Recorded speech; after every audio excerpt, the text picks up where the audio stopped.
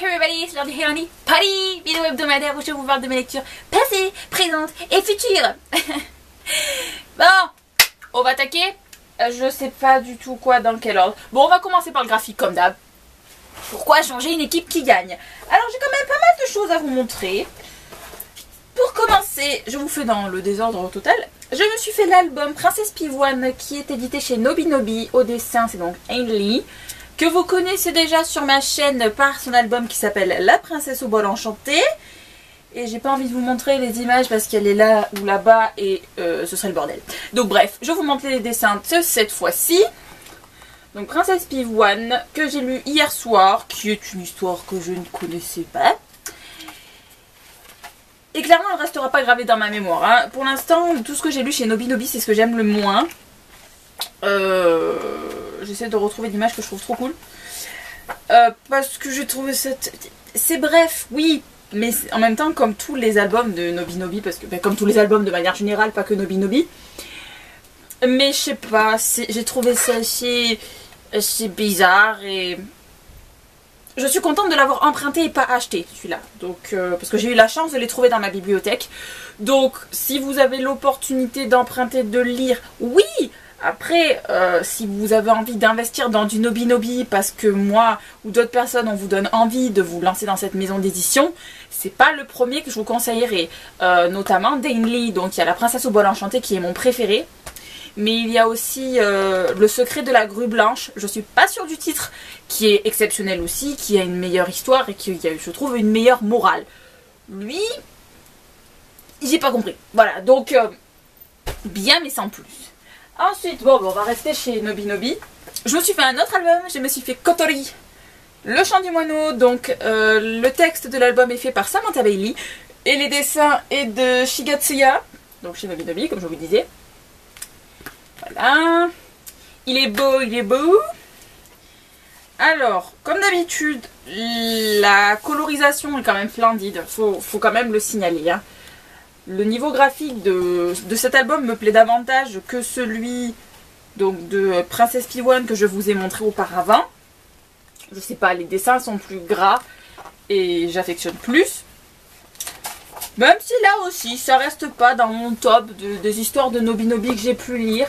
Seulement, je tiens à préciser que c'est le genre d'histoire qui me fait du bien. Donc j'ai les ai lus notamment hier, ceux-là, pour me détendre en envisageant la nouvelle semaine qui commençait. J'ai trouvé ça excellent et je suis d'autant plus, comment dire, contente qu'à la fin des albums de Nobinobi, il y ait, comment vous dire, en fait à la fin il y a un historique sur le conte, donc une partie plus documentation, moins divertissement, et je trouve ça vraiment super bien fait, parce que par exemple c'est la seule et unique fois que j'ai vu ça chez un album de Nobinobi, mais dans Princesse Pivoine cette partie n'y est pas. Et ça m'a manqué en fait, donc voilà, c'est vraiment quelque chose que j'aime, qui raconte l'histoire du conte, les différentes fins qu'il y a pu y avoir au fil de l'histoire, parce que donc... Kotori est une histoire qui date du 19e siècle. Le 11e c'était Taro. Je sais plus. C'est ça. Il a été remanié au 19e mais il date d'avant. Donc je trouve ça franchement intéressant. On découvre donc les contes asiatiques, les contes japonais. Du coup, même si ce conte-là il était mongol. Bref, des contes asiatiques qu'on ne connaît pas. Et je trouve ça intéressant intellectuellement de s'immerger dans d'autres cultures. Voilà. Chose que je ne fais jamais avec les romans, mais c'est pas grave. Ensuite, qu'est-ce que je me suis fait en manga? Qu'est-ce que je me suis fait en manga? Bon, lui, je vous montrerai la semaine prochaine. Alors, je me suis fait le tome 1 de Sakura par Arina Tanemura, édité chez Glénat. Princesse Sakura, pardon. À ne pas confondre avec Sakura, chasseuse de cartes, je vous en supplie. Il n'y a absolument pas comparaison probable. Alors, ça doit se voir à ma tête. Mais j'ai pas trop aimé. En fait, j'avais connu Arina Tanemura par ses séries Fiono no Sagashite, que j'avais pas énorme. En fait, j'avais adoré au début. Et au fil des tomes, ça devenait de plus en plus sombre. Mais ce qui me gonflait, si vous voulez, c'est que le chara-design est beau. Pour ça, on peut rien lui reprocher. Hein, même si c'est très shoujo, ça fait très pré-ado. Mais voilà, c'est quand même mignonné, voilà, ça nous donne envie de feuilleter. Seulement, ce qui me gave, c'est qu'il n'y a aucune distinction de faciès chez tous les personnages féminins et chez tous les personnages masculins. Donc à des moments, s'ils ont une coupe de cheveux qui est très ressemblante, eh ben on n'arrive pas à dire qui c'est. Et c'est quelque chose qui me gave. Mais bon, c'est le premier aspect qui m'ennuie. Voilà, vous voyez, encore une autre de nana, et c'est pas Sakura, mais pourtant elle a la même tête. Bref. Ce qui m'a le plus gavé dans cette histoire, c'est que... Comment dire ça poliment? Je suis trop vieille. J'apprécie plus. En fait, c'est un Magical Girl, mais le point qui était super sympa, c'est que ça se passe à l'époque Heian. Bon, en gros, 1100, entre 900 et 1100 après Jésus-Christ. Donc ça aurait pu être génial, justement, de découvrir le Japon dans cette époque-là, avec une partie un peu fantastique. Mais Sakura... soit elle se mettait à hurler, soit elle se mettait à pleurer, soit d'un coup elle devenait super badass, trop forte et elle tue tout le monde, mais comme ça, en claquement de doigts, et après elle redevient immature, et ça a fait cycle comme ça 2 fois dans ce tome-là, et du coup je me suis ennuyée, j'ai pas compris. Donc, je pense que c'est parce que je suis trop vieille, que du coup j'ai trop d'attentes pour un shoujo qui sort du lot. Mais je vous le recommande pas particulièrement. Voilà, après, c'est parce que non plus, j'aime pas trop Harina Tanemura. C'est un concours de circonstances. Mais bon, j'ai voulu essayer quand même une autre série. Et ça n'a pas marché. Mais c'est pas grave. Au moins, je saurai que je n'apprécie pas. Voilà. Bon, on va passer au roman, hein. Parce que je sens que cette vidéo va être longue. Alors, la semaine dernière, je vais vous laisser avec Suki Visit de Richelle Mille, le tome 4 de la série Georgina Kincaid, édité chez Brajlon. Voilà. Alors vous avez compris que je l'ai continué à l'aimer, parce que sinon j'aurais pas dit le nom avec euphorie de cette façon. Et ben voilà, ça n'a pas manqué, c'est Georgie. Et j'aime trop ma Georgie. Bon, il y a des moments dans ce tome-là où j'ai envie de la taper, quand même. Il faut remettre les choses dans leur contexte. Il y a des moments où Georgina, j'aimais pas du tout la manière dont elle agissait, mais c'était trop bien. J'aime bien les événements qui se passent. Il y a un truc qui se passe dans ce tome... qui vous est dit dans le résumé. D'ailleurs, je ne vous conseille pas de lire le résumé parce que, grosso modo, le deuxième paragraphe du résumé, c'est un truc qui arrive à la moitié du roman. Donc en fait, si vous lisez le résumé, vous attendez peut-être à ce que ça arrive de prime abord et en fait, ça arrive super longtemps et ça peut gâcher les espérances de certains, j'imagine. Moi, je lis jamais les résumés des romans, donc ça va pas j'arrive pas à trouver les mots. Ça va pas embêter, mais... Du coup, voilà, je vous conseille pas de lire les résumés. Après, voilà, il y a un événement qui se passe qui est complètement inattendu et que je me souviens pas avoir déjà vu dans un livre Beat Urban Fantasy. Et du coup, ça m'a énormément plu. À la fin de ce tome 4, j'avais qu'une envie, c'était de me plonger dans le 5. Donc, Chloé, Céline, vous regardez sûrement ma vidéo. Je veux vite me faire le 5. Je vous l'ai déjà dit, mais c'est pas grave, la scène illimitée me guette. J'ai envie de le faire vite. Je pense d'ailleurs me le faire début décembre, après Montreuil. Parce que voilà, j'ai trop envie, clairement. Et puis je me dis que la fin est proche et je relis tous ces tomes pour me rappeler des événements pour pouvoir enfin me faire le tome 6. Et j'ai trop hâte. Voilà, je sais pas quoi vous dire, mais j'aime énormément. J'ai même une copine avec qui je l'ai lu, donc je l'ai lu en lecture commune avec mon amie Jane. Et par exemple, elle avait pas trop aimé les 3 premiers tomes, elle, ça l'avait laissé plutôt indifférente. Mais à partir du tome, enfin ce tome en tout cas, elle l'a préféré aux 3 premiers. Donc voilà, trop cool! Trop bien, trop merveilleux, trop génial, trop fantastique, trop Georgina. Voilà, je sais pas quoi dire, j'arrête. Ensuite... Bon, les loulous, j'ai eu un souci de batterie. Ça a coupé en plein milieu de la vidéo. Alors j'espère que je vais me débrouiller pour que vous ayez le montage. C'est mon tout premier montage de ma vie. Donc si ça ressemble à rien, je m'en excuse pour les professionnels qui regardent cette vidéo, ceux qui gèrent le montage. On va reprendre la vidéo, hein. Alors, je vous disais que j'allais commencer comme avis la deuxième lecture en cours que je vous présentais la semaine dernière, qui était donc Scheiße, qu'est-ce que c'est que ce truc? Le tome 1 de Ever After High par Shannon Hale, édité chez Hachette. Voilà, qui... Comment je pourrais vous dire ça? En fait, c'est un livre qui me donnait envie parce que je suis fan du dessin animé d'Ever After High, comme je vous disais la semaine dernière. Et pour les personnes qui regardent le dessin animé, comme c'est donc mon cas, je pense que vous allez être un peu, pas déçus, mais que vous allez avoir un peu de mal avec cette lecture parce que forcément, pour ceux qui ne regardent pas, donc il faut tout découvrir l'univers, il faut découvrir les personnages, qui est l'enfant qui dans le château, les différentes coutumes du monde d'Ever After High. moi du coup tout ça je les connaissais, donc j'ai trouvé ça un peu longué, mais pour ceux qui connaissent pas, je comprends qu'on puisse en avoir besoin. En revanche, ce que je trouve très très bien, c'est que j'ai quand même eu des éléments que je n'avais pas vus dans l'animé, mais qui étaient présents dans le bouquin, donc c'est un fait que j'ai apprécié. Et en fait j'ai été beaucoup plus concise que quand je vous en ai parlé tout à l'heure, bref. Mais il y a un truc qui m'a un peu énervée en fait. C'est quand même un bouquin qui est globalement petit, qui fait 320 pages. Et malgré tout, Applewhite a réussi à un peu m'énerver quand même. Dans l'animé, elle a exactement le rôle auquel on attend qu'elle ait, du fait d'être la reine des gentils, nana, parce qu'en étant la fille de Blanche-Neige. Mais là, dans le bouquin, je l'ai trouvée un peu trop intrusive, naïve. Bon, c'est sa personnalité de princesse qui fait qu'elle a tendance à croire qu'il y aura toujours une fin heureuse, malgré tout. Mais je l'ai trouvée un peu, du coup, égoïste, parce qu'elle s'intéresse qu'à sa fin heureuse à elle, et elle s'occupe pas trop, donc, de Raven.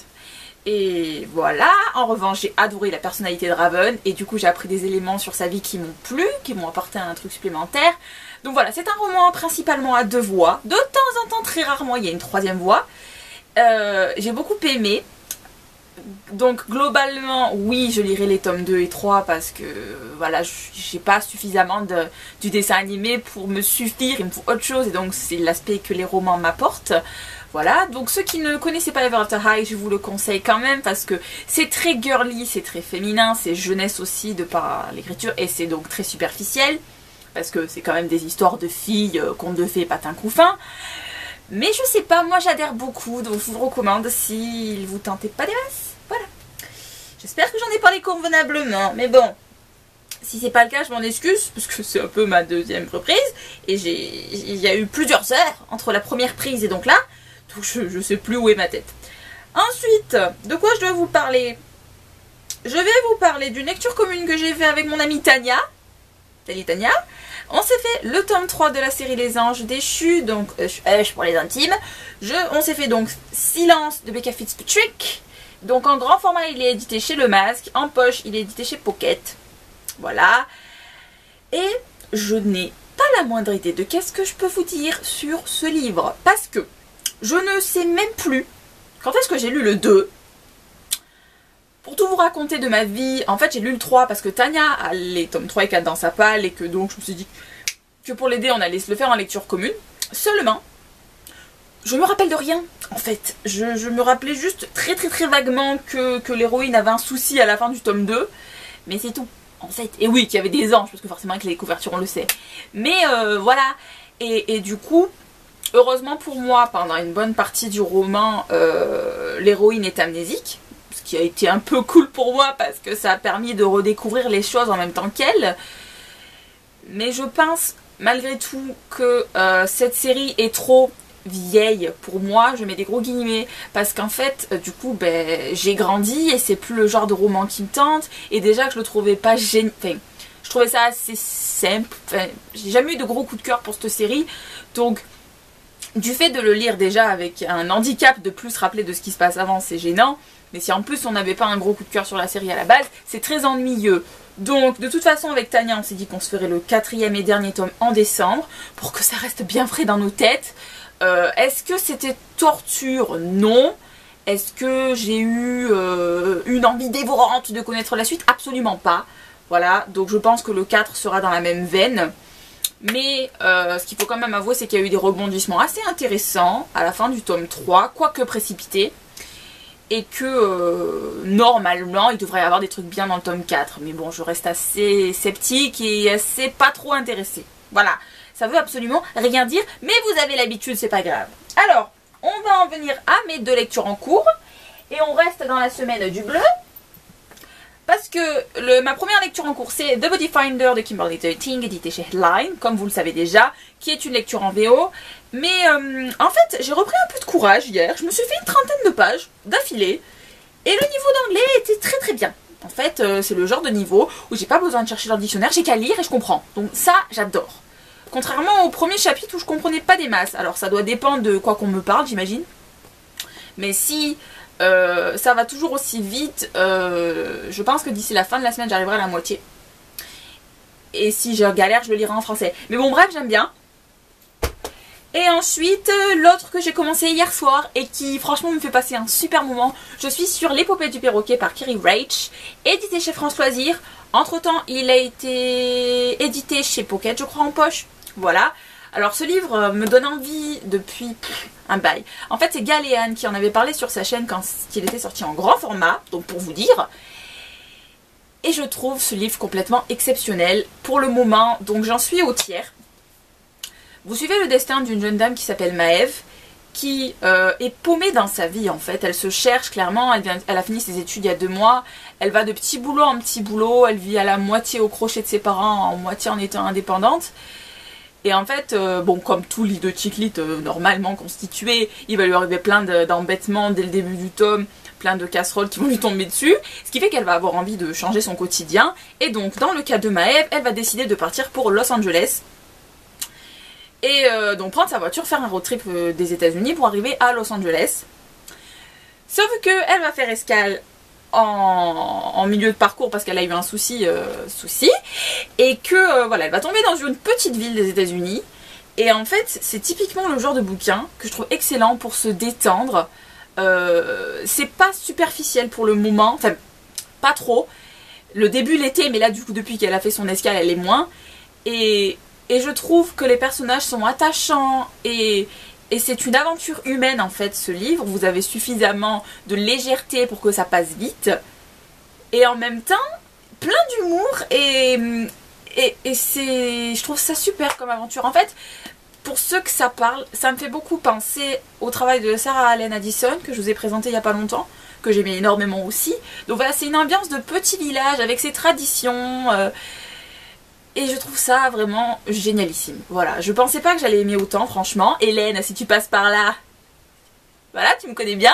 J'aime beaucoup. Et voilà, c'est suffisamment psychédélique pour que ça me plaise.